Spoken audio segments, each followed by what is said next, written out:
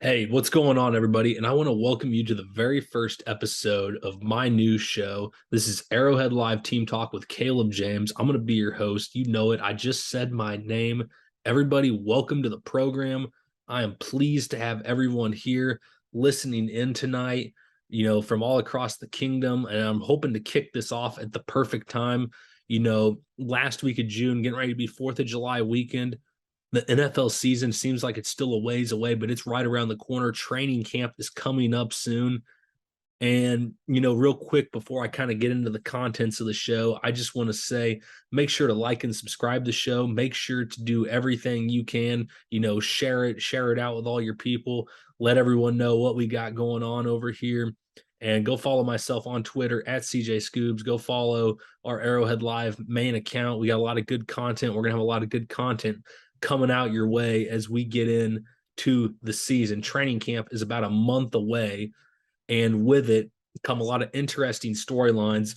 But the whole reason, before I dive into like some actual content, the whole reason for me wanting to do this show is that I just think, from all the people I chat with, from all the people that I talk with about the Chiefs, about the NFL, about football on a daily basis, a lot of them have great opinions that I value and think are awesome, but they don't necessarily have the biggest platform to share those opinions. I want to be able to help kind of share those opinions. So the whole idea of this show, you saw the name Team Talk, it's in the photo. The reason I wanted to go with this is because I'd like to, have members, of our staff, writers, podcasters, designers, all that good stuff, analysts. I want to be able to have everyone come on this show and be able to kind of voice their opinion on what they're thinking, how they're thinking things are going to play out, why something's going to work a certain way, why it's not. And, I want to hear people's opinions. I want to hear their takes on stuff. It's always a great time. And I also want to touch on some different things. You guys remember in the past, I've done these kinds of shows in the past. A lot of it's been film based stuff. I'm still going to have, don't worry, I'm still going to have plenty of film for you guys. I'm hoping that with NFL Game Pass getting updated this year, I'll be able to provide more quality content as far as NFL film. Obviously, I'd like to share in the coming weeks film with some of the college guys, some of the guys they just picked up in the draft and free agency, all that good stuff. But I want to dive into some other things too, some other topics, because for a while, I've kind of, only done the film stuff, just kind of really only rolled with that. But I want to get more into it. I want to try to make this a more regular thing, instead of just like a big week-long episode. I'd like to try to do, maybe a short shot every day, 30 minutes of Chiefs news information, obviously during the season, maybe pick that up, kick it up into a 45 minutes to an hour long, give you the breakdown, talk about more than just one or two things a week, do more than just like a film review and then a preview of the game and then all of that. I want to try to build a little bit more off of that. I would like to, try to, give my opinion on some of the breaking news, some of the roster stuff, roster construction as we've learned this off season, major for the success of any NFL team, especially with some of the moves that were made in the offseason. We'll get into that here in just a little bit. But I also want to touch on some other things. And those other things are things I didn't really talk about, and some of them I'm still really not even that into. I really don't have a ton of interest, but there's a ton of popularity. So I'll kind of dip my toes into them, kind of see what's going on. And, I'll probably learn some things. The people I'm going to have on the show, they know things I don't, I always pride myself in helping y'all, learn about the game, learn about the analytical and the technical side of the game, myself having been around the game my entire life. I just feel like I had some good things I can share with everybody. But I'd also, I want to learn other things. When it comes to like fantasy football, I don't know a whole lot, and I know fantasy football is as popular as it's ever been, as it's ever going to be. It's the main reason why most people on Sundays, if they don't have a team they root for, they're going to be parked on the couch watching Red Zone, or if their team's not playing, they're going to be watching Red Zone.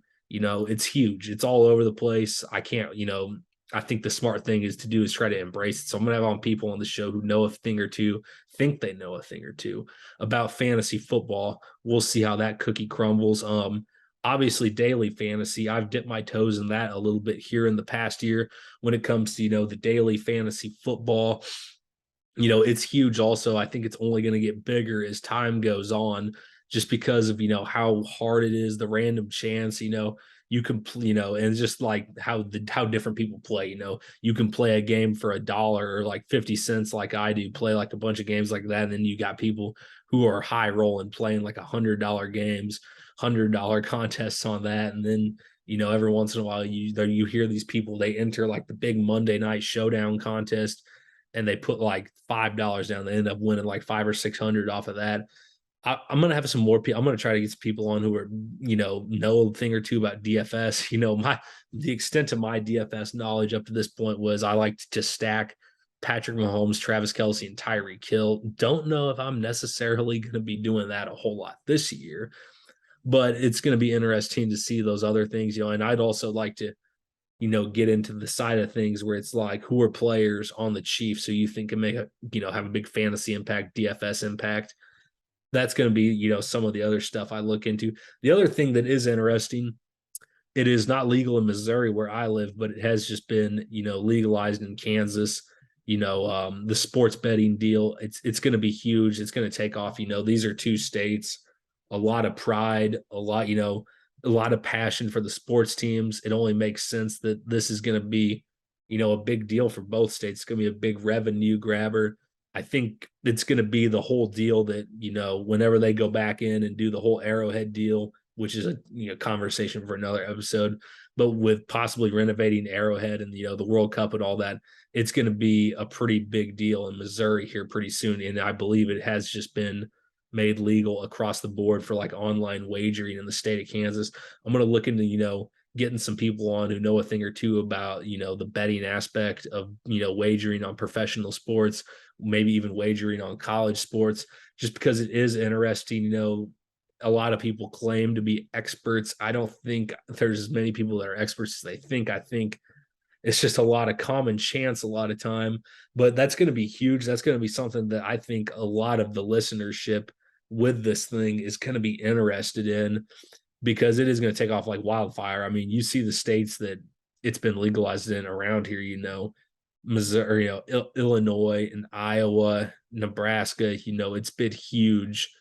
It's been huge up in those states, taking off like wildfire. It's not going to do anything less here, especially, in the sports crazy Midwest. But like I said, here a minute ago, I'm still going to keep the film. The film is always going to be important to me.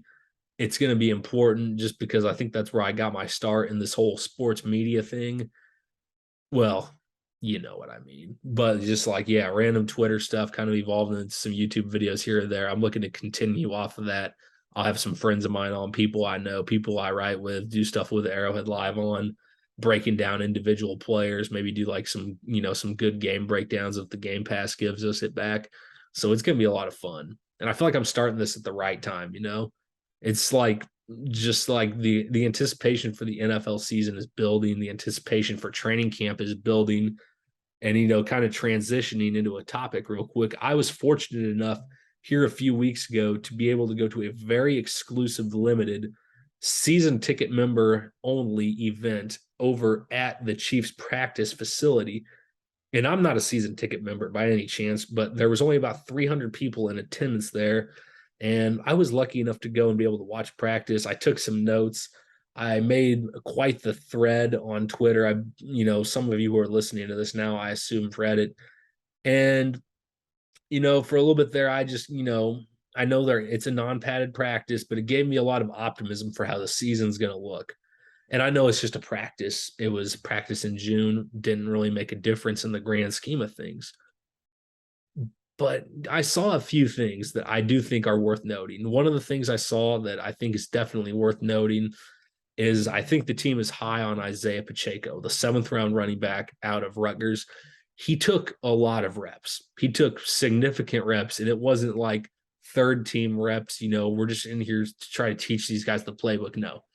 He's running significant amount of reps with the 1s and 2s. And he's, it's a passing camp, like everyone said. So, of course, guys are going to be running a lot of routes. he has the kind of speed that when you see it, when he hits that acceleration in the open field, it'll make your jaw drop a little bit. You say, wow, this guy is really fast. And he was. And he was mixing in a lot of reps. He had very good hands out of the backfield. He seemed to be like a guy who looks like he's, could be in the mix early on. It could just be camp. They're just trying to get a feel for what he can do. I think the Chiefs secretly kind of like that pick. If you remember back in his pre-draft pressers, Brett Veach had been talking a lot about, there could be 1,000-yard rusher out of these backs in the later rounds. I feel like they kind of like Pacheco a little bit. I think on their social media, they've been hinting to it a little bit.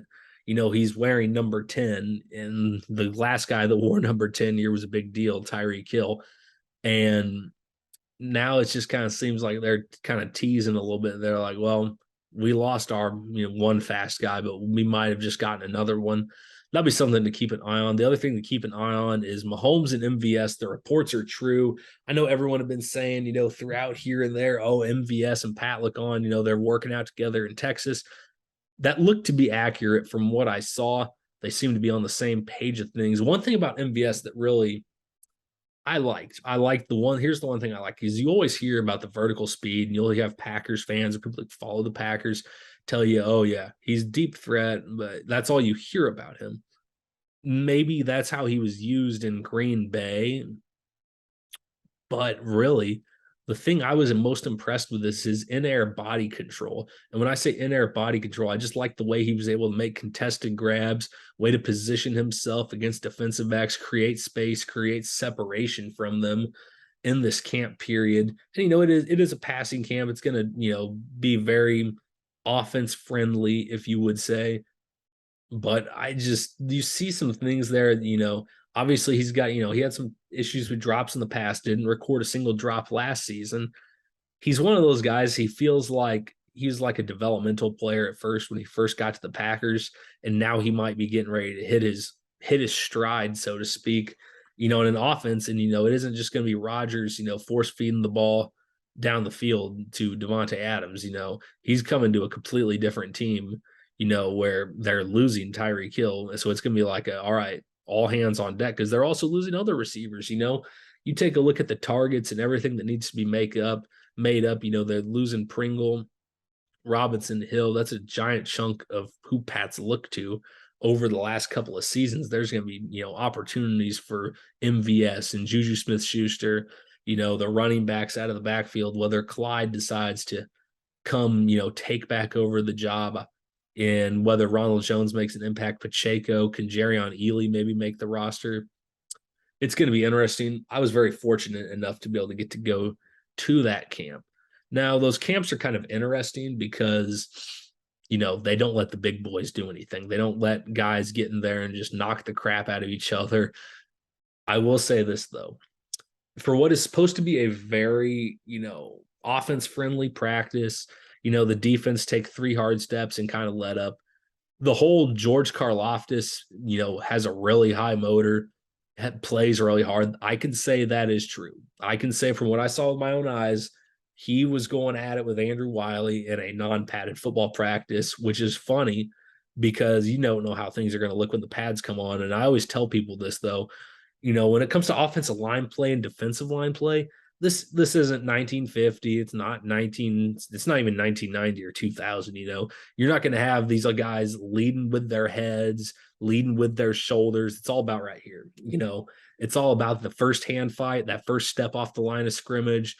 If the defensive lineman can hit his long arm first, how's the tackle going to be able to get the hand off his chest and reset his feet into the ground? If the tackle jump sets him, how's he going to be able to counter back inside and win? It's the game within the game.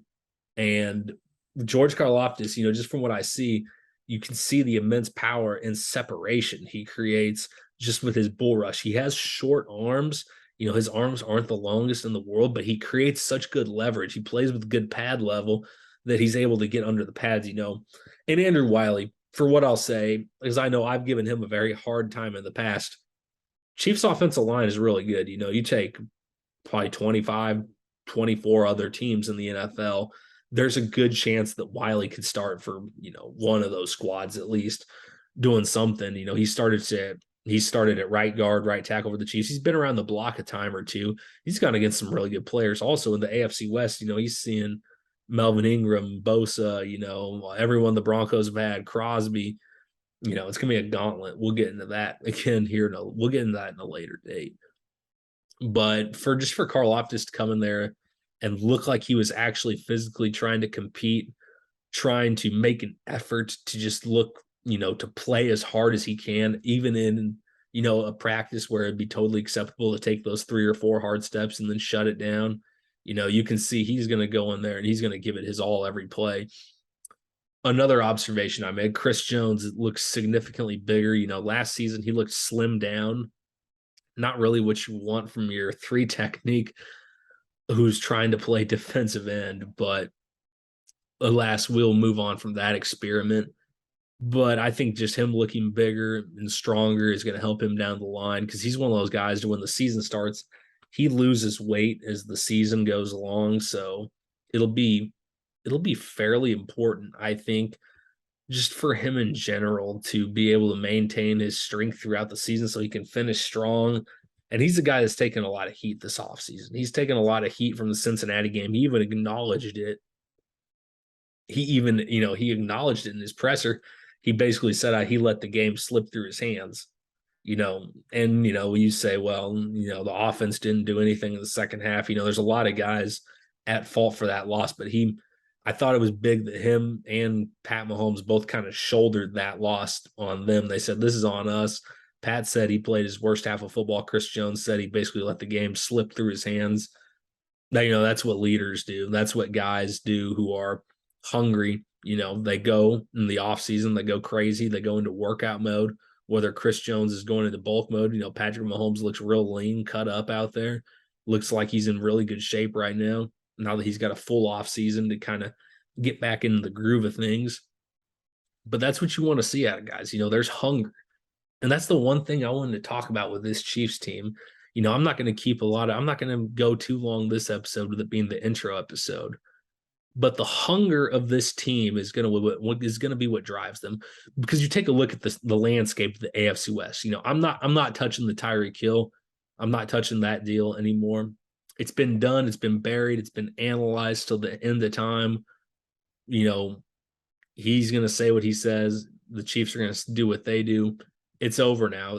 There's no looking back on it other than, here in maybe 10 years or whatever. Hopefully, there's dummies on the radio that say we don't even want Tyreek back for the Hall of Fame or for the Ring of Honor. Are you kidding me? Really? I mean, grow up a little bit is all I'm going to say, because when Tyreek does come back to Kansas City, we'll open him, we'll welcome him in with open arms. I guarantee you everyone in the Chiefs organization does that. They don't win the Super Bowl without him. Business decisions are made. Guys are going to, he's going to say things about his podcast. At the end of the day, what he was able to accomplish in Kansas City was great, but it's over now. And now the Chiefs have a completely different roster than when they won that Super Bowl, outside of, who? Travis, Pat, Chris Jones. You can't think of really too many else, because, the special teams guys, there really isn't anyone else. There really isn't, though.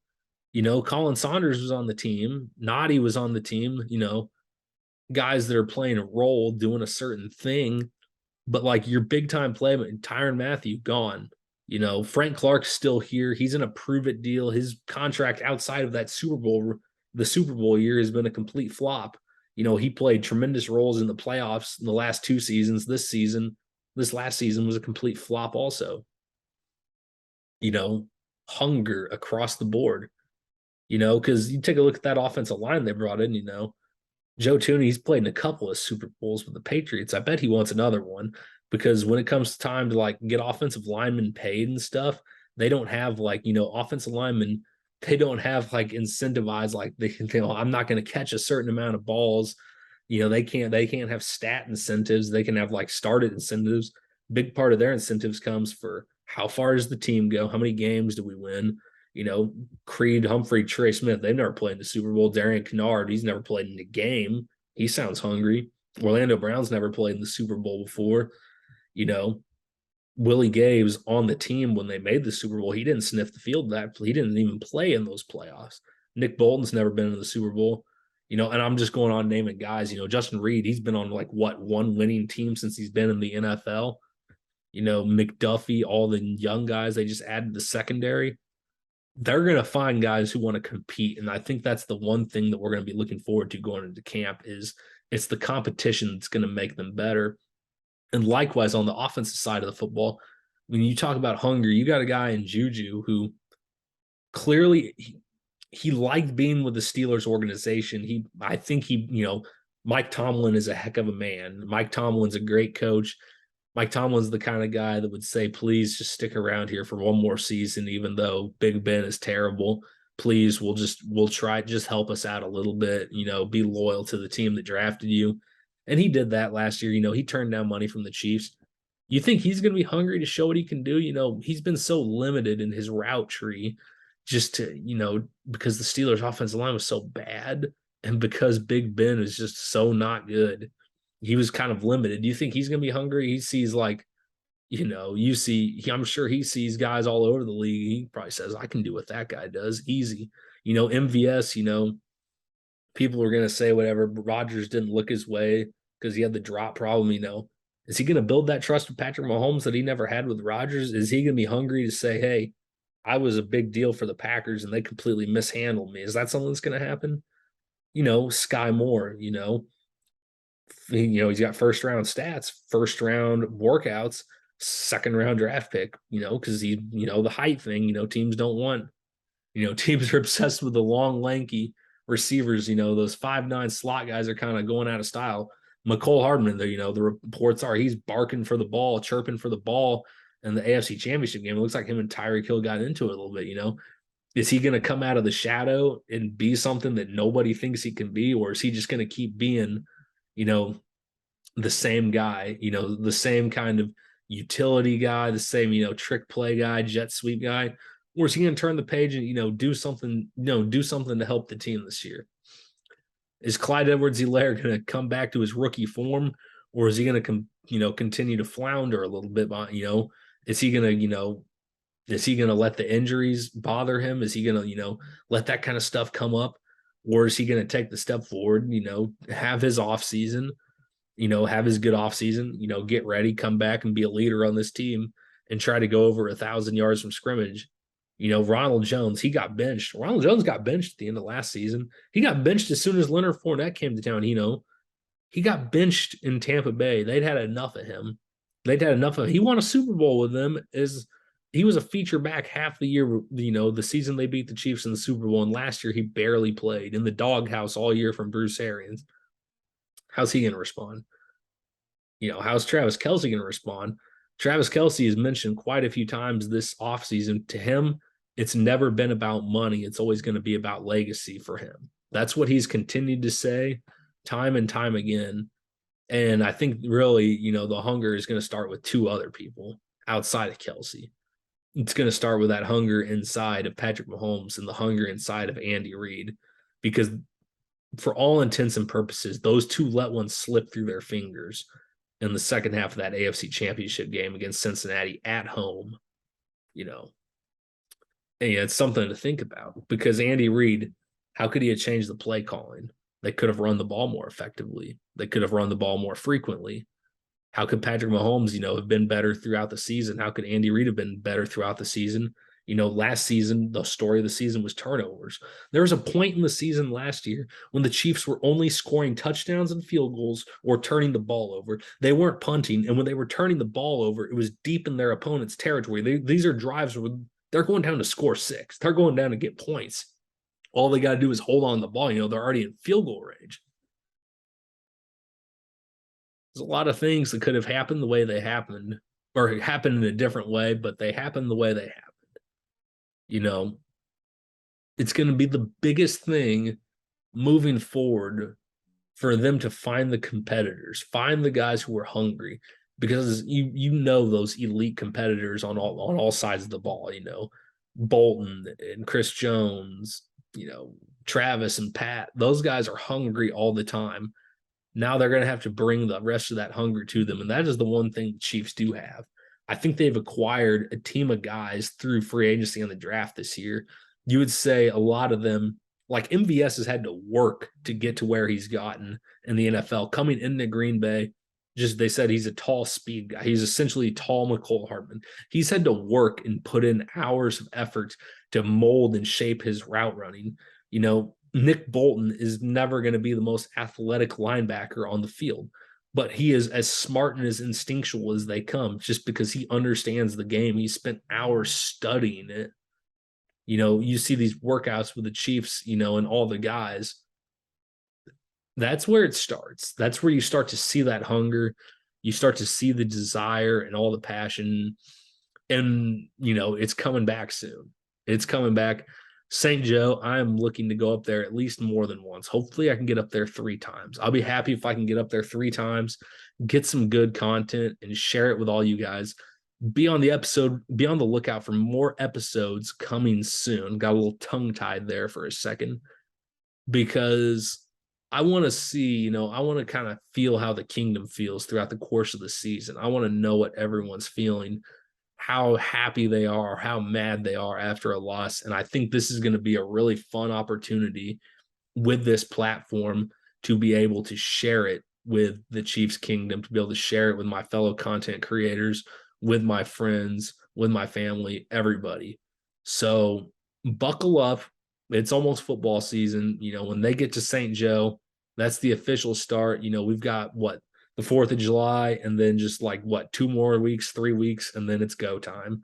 They're going to hit the ground running. They're going to play their preseason games. It's going to be a blast to see. It's going to be a blast just to see who makes the roster. We don't even know who's going to make the roster yet. There's going to be so many spots and competitions open. You're already starting to hear little bits and pieces. The Chiefs are smart. They release to certain people what they want to release to certain people. Can't wait to see how this turns out. There's going to be a lot to talk about. I'm excited to be here with all of you guys. This is going to be really special.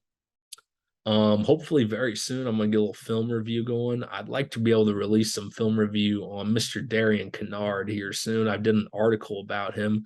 I've done quite a few articles here over the past few months. Make sure to go check those out on arrowheadlive.com. And you will be able to catch this on the exclusive Arrowhead Live Team Talk YouTube page run by myself. Everybody, thanks for tuning in tonight. And as always, keep on keeping on.